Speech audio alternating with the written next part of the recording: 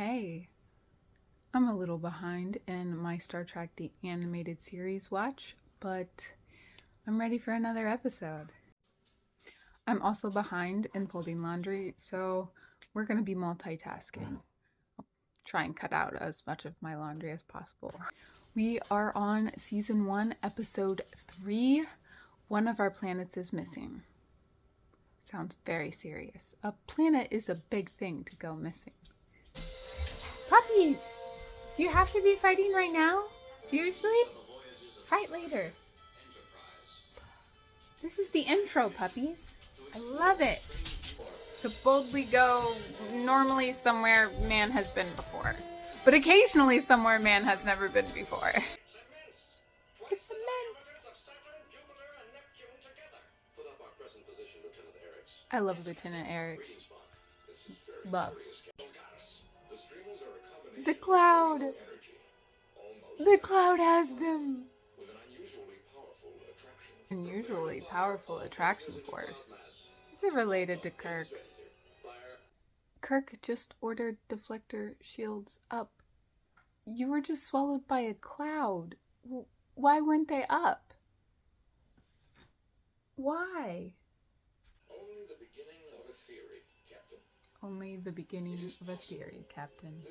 The cloud is alive! It's just a theory. Now I'm emotional.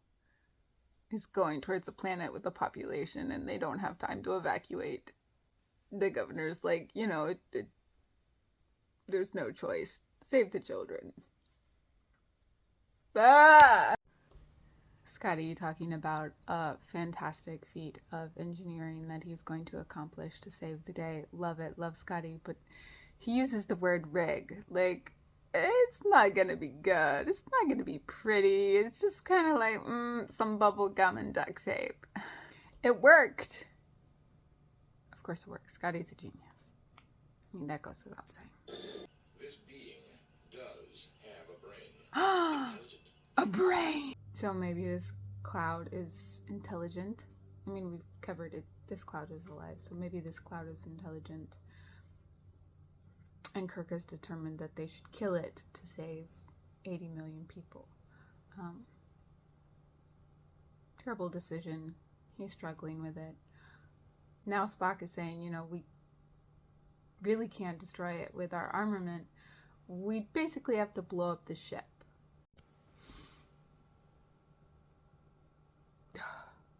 Man, evacuations get me every time.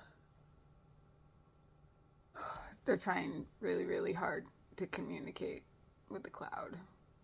I love how their fallback plan so often is, Spock, mind meld.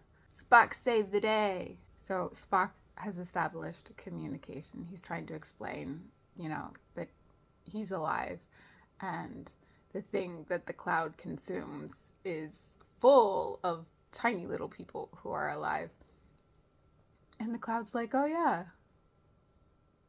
Okay, but they're so tiny. Like, it doesn't count. It just reminds me so much of Horton Hears a Who. When you have little Whoville on the speck of dust. So Spock and the cloud have switched places and the cloud is now inside Spock. And I just think that switching consciousness with something so vastly different than yourself, I mean, it's gonna have to acclimate instantly. And I just can't imagine how you possibly could. Like, the cloud in Spock's body stood up. How? How could it immediately control a teeny tiny half Vulcan body? It's been a cloud. What are fingers when you're a cloud? Like, how did it acclimate so fast? I'm overthinking it again. I'm overthinking again. Comprehend. It doesn't want to eat people. So cute. So that's the end of the episode.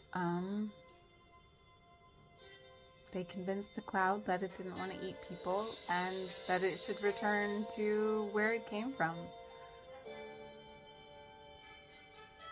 so cute. I don't know, that was an emotional roller coaster for me. I don't like big evacuations. I don't like kids in peril. I don't like pets in peril.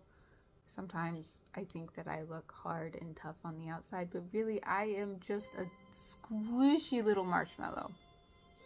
So squishy.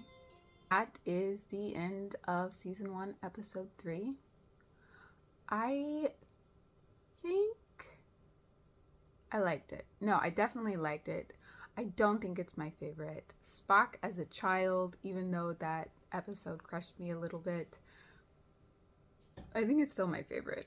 But I am a big lover of Spock, so it's gonna take a lot to beat seeing Spock as a kid, because adorable. But I definitely enjoyed that episode a lot. I thought it was really clever. I liked the cloud. I liked some of the decisions that Kirk had to make. You know, we're talking about a life that we just discovered. We don't know anything about. We don't even know if it's really intelligent or sentient. We don't know that.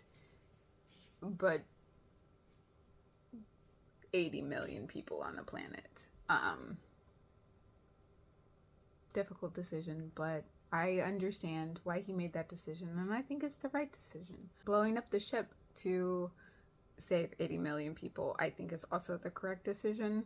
I'm really glad they didn't have to blow up the ship, though, because that would have made for a short season. I do really like in this episode that they did put in a lot of effort to communicate before just destroying. In TOS, there are a couple times where they encounter something that is very different than our humanoid existence. And in some cases, they do try really, really hard to communicate. And it's generally Spock mind melding. But then there are other instances where they don't put forth a tremendous amount of effort to communicate. And those episodes kind of bother me because I'm like, well, you didn't even try. But I did like this one. He did. I think I'm liking the animated series more than I thought I was going to. I really do. I like it. So far. It could get worse. So that's a wrap for this episode. I don't think I will be doing another episode probably before the first of the year, with the holidays coming up and being very busy. But I'll see you next time.